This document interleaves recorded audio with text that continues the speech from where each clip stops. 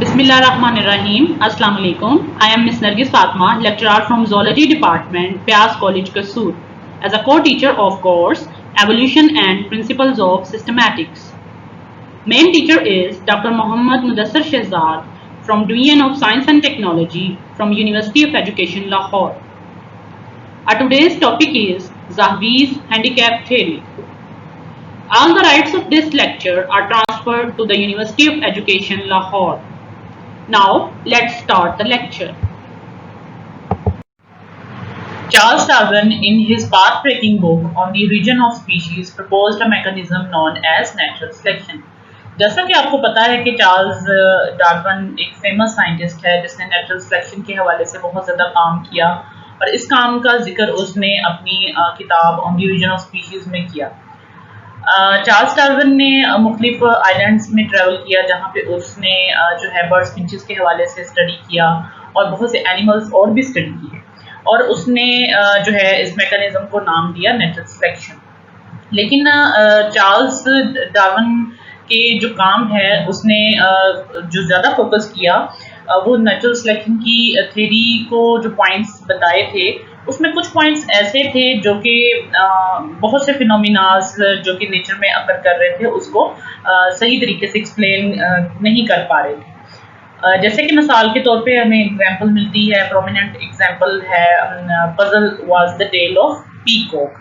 ये जो पीकॉक की टेल है वो एक प्रोमिनेंट एग्जांपल है नेचुरल सिलेक्शन की जो कि एक्सप्लेन नहीं कर पाती डार्विन्स का जो फिनोमिना है नेचुरल सिलेक्शन का। तो इसका मतलब है कि फिर इस पजल को सॉर्ट आउट करने के लिए कुछ और जो है साइंटिस्ट ने वर्क किया और उन्होंने फिर इस नतीजे पे पहुंचे कि ये जो है पीकॉक जो है टेल जो पोजेस करता है इसके पीछे क्या रीजन है।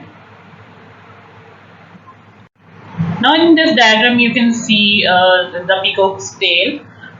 And the question is that how could such a trait evolve? अब ये क्वेश्चन जो है कि ये ट्रेड कैसे इवॉल्व हुई। हालांकि देखें आप कि जो पीकॉक की टेल है उसकी जो मोबिलिटी है उसको बहुत ज़्यादा इम्पेयर्स करती है, मुश्किल होती है जो है पीकॉक को। तो ये जो है एक्स्ट्रावेगेंट मेल ऑर्नामेंट है और इसका आंसर जो है वो चार्ल्स डार्विन ने क्लियर नहीं किया। सो इसके आंसर को क्लियर लेटर ऑन किया गया जो कि अभी हम आगे फर्दर स्लाइड्स में देखेंगे। This question has been tackled extensively by behavioural biologist over the years और ये क्वेश्चन जो है कई सालों तक जो है ज़ेरे बहस रहा। बहुत से बिहेवियरल बायोलॉजिस्ट इस पे काम करते रहे और in order to explain the Fisher's proposed run-away sexual selection hypothesis और इस क्वेश्चन के आंसर को एक्सप्लेन करने के लिए ये फिशर साइंटिस्ट ने जो है अपना एक हाइपोथेसिस दिया जिसे हम कहते हैं रनवे सेक्सुअल सिलेक्शन हाइपोथेसिस। और फिशर के हाइपोथेसिस के अकॉर्डिंग ये था that the reason for developing such characters could indeed have started with a slight female preference when the trait first appeared। तो फिशर के अकॉर्डिंग ये था कि जब फर्स्ट ट्रेट अपीयर होती है तो जो इस किस्म के कैरेक्टरिस्टिक्स डेवलप होना स्टार्ट हो जाते हैं उसके पीछे ये रीज़न होती है कि जो फीमेल है वो स्लाइट प्रेफरेंस की तरफ चली जाती है towards male. But Fisher's idea was not able to completely explain the puzzle. लेकिन फिशर का आइडिया भी इस पजल को सॉल्व करने के लिए पूरी तरह जो है वो एक्सेप्टेबल नहीं था, उसको एक्सप्लेन नहीं कर पा रहा था। So in order to explain it तो इसको मजीद एक्सप्लेन करने के लिए in the mid 1970s husband and wife scientist couple Amotz and Avishag Zahavi put forward a novel idea.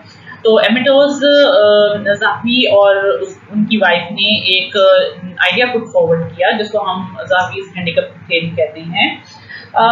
और बायोलॉजिस्ट ने बहुत ज़्यादा कोशिश की इस बात को समझने के लिए कि जानवर अक्सर औकात क्यों पैदा करते हैं like costly and extravagant displays या फिजिकल ऑर्नामेंट्स। मिसाल के तौर पर सवाल ये है कि why peacocks have such spectacular plumage. इसी तरह हमें अक्सर देखने को मिलता है कि बेबी बर्ड जो हैं वो लाउडली बैक कर रहे होते हैं खाना खाने के लिए। और अगर एक और एग्जांपल की बात करें तो हम देखते हैं कि जो गेजल्स हैं वो शेर को देखते ही जंप लगाना शुरू कर देते हैं। इन तमाम सवालों के जवाब में ज़ाहवी ने प्रपोज किया कि जो एक्स्ट्रावेरियंस सिग्नल्स होते हैं दूसरे इंडिविजुअल्स के लिए, मिसाल के तौर पर जो पीकॉक की टेल है वो एक सिग्नल होता है जो कि प्रोस्पेक्टिव जो मेट्स हैं इस्तेमाल करते हैं इंडिविजुअल की ओवरऑल कंडीशन या उसकी जेनेटिक क्वालिटी को चेक करने के लिए।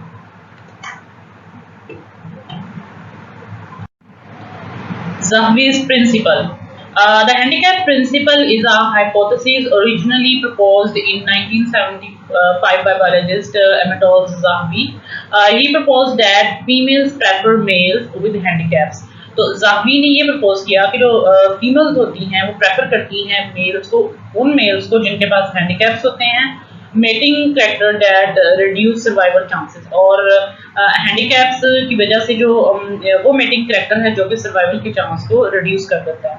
Because handicaps are indicators of heritable viability, और हैंडीकैप्स जो है वो इंडिकेटर हैं कि जेनेटिकली जो ऑर्गेनिजम्स हैं वो फिट है। जिन भी ऑर्गेनिजम्स के पास हैंडीकैप्स होंगे वो हैंडीकैप का इस्तेमाल कर रहे होंगे, वो एनिमल्स अपने आप को ओवरऑल जो है वो शो कर रहे होंगे कि दैट दे आर स्ट्रॉन्ग हैं और वो जो हैं जेनेटिकली भी स्ट्रॉन्ग हैं। An individual with a well-developed sexually selected characters such as peacock's fleshy tail is an individual which has survived a test. इसका मतलब ये है कि वो इंडिविजुअल जो कि वेल डेवलप हुआ है सेक्सुअली सेलेक्टेड कैरेक्टर्स हैं उसके पास, जैसे कि पीकॉक की फ्लैशी टेल है, तो वो इस बात का सबूत है कि एक इंडिविजुअल जो है वो एक जो टेस्ट है उससे सर्वाइव कर गया है। A female which could discriminate between a male possessing a sexually selected character from one without it can discriminate between a male which has passed a test and one which has not been tested. वो female जो कि discriminate कर सकती है उस mail के दरमियान जो कि सेक्सुअली सिलेक्टेड कैरेक्टर्स हैं और उसके भी जिसके पास नहीं है, तो वो ये भी डिस्क्रिमिनेट कर सकती है अ mail which has passed a test कि किस जो मेल ने टेस्ट पास कर लिया है and which has not been tested और जो कि अभी टेस्ट नहीं किया गया। Females which selected males with the most developed characters can be sure that they have selected from among the best genotypes of the male population. तो इसका मतलब ये हुआ कि जब वो फीमेल्स जिन्होंने सिलेक्ट कर लिए होते हैं मेल्स मोस्ट डेवलप्ड कैरेक्टर्स के हवाले से, तो वो इस बात पे श्योर होती हैं कि उन्होंने जो सिलेक्ट किए हैं मेल्स वो उन मेल पॉपुलेशन में से बेस्ट जीनोटाइप्स के हामिल हैं। तो ये थी स्टेटमेंट जो है एमेटोल ज़ाहवी की जो कि उसने 1975 में इस पजल को सॉल्व करने के हवाले से दी। The handicap principle can be used to account for mating preferences in animals. और यही जो हैंडीकैप का प्रिंसिपल है इसको हम जो है देख सकते हैं कि इस्तेमाल होता है मेटिंग प्रेफरेंसेस के हवाले से एनिमल्स में, कि एनिमल्स जो हैं वो मेटिंग के दौरान जो है प्रेफर करते हैं, जैसे कि फीमेल्स की आपको एग्जांपल दी कि वो प्रेफर करती है मेल्स को, उन मेल्स को जिनके पास जो है वो स्ट्रॉन्ग हैंडीकैप्स होते हैं, जो कि इस बात का सबूत होते हैं कि ये मेल्स जो हैं वो जेनेटिकली भी और फिजिकली भी फिट हैं to mate. The principle relies on 3 chief tenets, और ये इस बात का प्रिंसिपल जो है वो 3 मेन बातें जो हैं वो पूरी होनी चाहिए। एनिमल्स नंबर 1 क्या है, animals communicate with each other through signals, के एनिमल्स जो हैं वो कम्युनिकेट करते हैं एक दूसरे के साथ सिग्नल्स के through. These signals in order to be effective must be honest, और इन सिग्नल्स को इफेक्टिव होने के लिए, असरअंदाज होने के लिए, कि ये सिग्नल्स जो हैं अगर रिलीज होते हैं, अगर सिग्नल्स जो हैं वो दूसरे एनिमल्स तक पहुंचते हैं तो वो इफेक्टिव भी हों, तो उसके लिए फिर क्या है, मस्ट बी ऑनेस्ट, तो इन सिग्नल्स को ऑनेस्ट होना चाहिए। ऑनेस्ट सिग्नल्स आर एक्सपेंसिव, और जो ऑनेस्ट सिग्नल्स अगर होंगे तो वो क्या होंगे, एक्सपेंसिव। तो इस चीज़ को जो है आपको नेक्स्ट स्लाइड में डिटेल से बताते हैं। Why the honest signals are expensive. तो फिर सवाल ये उठता है कि जो ऑनेस्ट सिग्नल्स हैं वो एक्सपेंसिव क्यों हैं? Because signals do not come for free, they cost something eg energy to produce. इसका मतलब ये है कि जो सिग्नल हैं वो विदाउट जो है यूटिलाइजिंग एनर्जी इस तरह जो है प्रोड्यूस नहीं हो जाते। सिग्नल्स को प्रोड्यूस करने के लिए अच्छी खासी जो है एनर्जी रिक्वायर्ड होती है। मिसाल के तौर पर the stronger you are the more easily you bear this cost. तो जितना भी कोई एनिमल स्ट्रॉन्ग होगा उतना ही आसानी से वो जो है वो सिग्नल को प्रोड्यूस कर सकेगा एनर्जी को कंज्यूम करके। The nature of the handicap is such that a weak individual could not afford it। और handicap की nature इस तरह की होती है कि एक जो कमज़ोर एनिमल है वो तो इसको अफोर्ड ही नहीं कर सकता। So you are signaling that you are strong। और लेकिन आप हैंडीकैप का यूज़ करके, बेशक नो डाउट एनिमल वीक है, लेकिन आप सिग्नल हैंडीकैप को यूज़ करके ये सिग्नल दे रहे होते हैं कि that you are strong। The central idea is that sexually selected traits function like conspicuous consumption। The wealth indulge in waste in order to advertise their wealth। The handicap principle implies that signal have to be honest। जो handicap का principal है वो इस बात पे focus करता है कि सिग्नल को हमेशा ऑनेस्ट होना चाहिए। The key idea here is that no female would choose a truly handicapped male to father her children। और की आइडिया यहाँ पे ये है कि कोई भी फीमेल चूज नहीं करेगी एक ट्रूली हैंडीकैप्ड मेल को कि वो उसके चिल्ड्रन को फादर करे। A described male is one who is fit in spite of the handicap he carries। एक डिस्क्राइब मेल वो होता है जो कि फिट होता है इन स्पाइट ऑफ उसके जो कि हैंडीकैप उसने कैरी किया होता है। The handicap works like a badge that announces quality। Only a confident individual can afford it।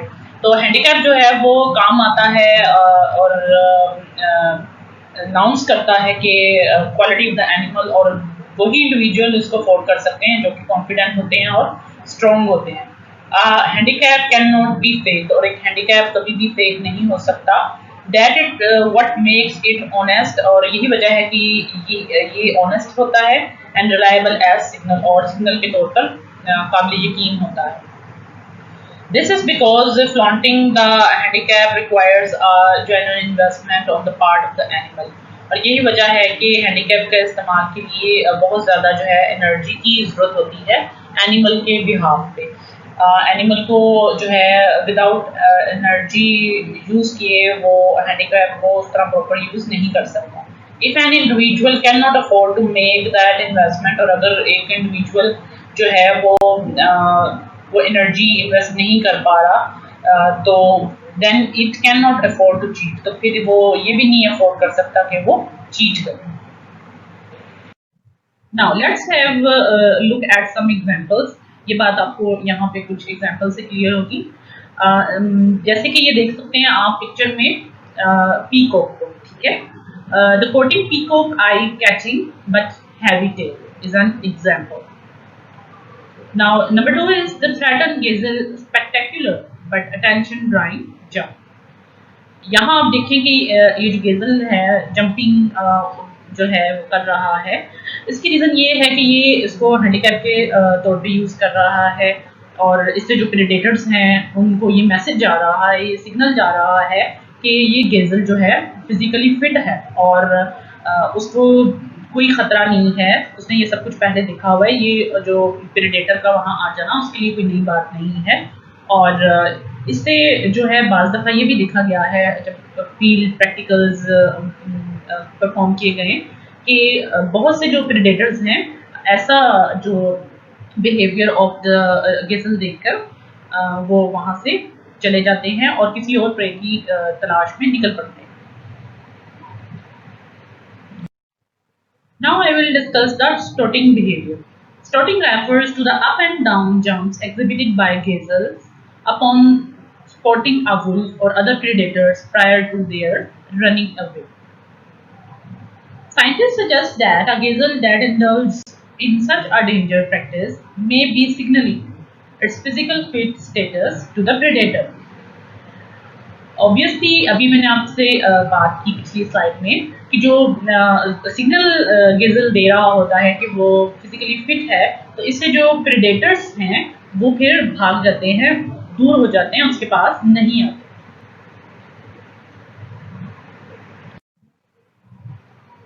By doing so, it is communicating to the predators that it has seen it, therefore the advantage of surprise is lost and it is strong enough to run out the predators in chase. Based on many field observations, it is known that very often predators faced with stoating gazelles leave and look for other prey. तो ये gazelle के लिए एक बहुत बड़ा advantage है. Scientists propose this as an example of an honest signal that has evolved as a means of communication between predator and prey. अब ये एग्जाम्पल जो है गेजल की बेस्ट एग्जाम्पल है ऑनेस्ट सिग्नल की, जो कि वे ऑफ कम्युनिकेशन है between the predator and prey. It involves an investment of energy on the part of the gazelle and so can not be faked. और ये fake तो इसलिए नहीं हो सकता कि गेजल जो है उसको ऐसा सिग्नल देने के लिए, ऐसा ऑनेस्ट सिग्नल देने के लिए ढेर सारी एनर्जी को इन्वेस्ट करना पड़ा. It would be suicidal for an unfit gazelle to attempt such jumps. It would only expose its inability sooner and fall as an easy prey. अगर एक अनफिट वीक गेजल ऐसी अटेम्प्ट करने की कोशिश करेगा या ऐसी स्टोटिंग करेगा, तो क्या होगा कि जो प्रेडेटर्स हैं वो इजीली उसको शिकार कर लेंगे और उसकी जो इनएबिलिटी है वो with the passage of time सामने आ जाएगी और इससे उसकी जान को भी खतरा है और वो प्रेडेटर का शिकार हो जाएगा. Now here are some more examples. In this diagram you can see the gullible crows feeding baby cuckoos. In the next diagram you can see singing larks when being chased. They run away. Thank you, and that's all about today's lecture.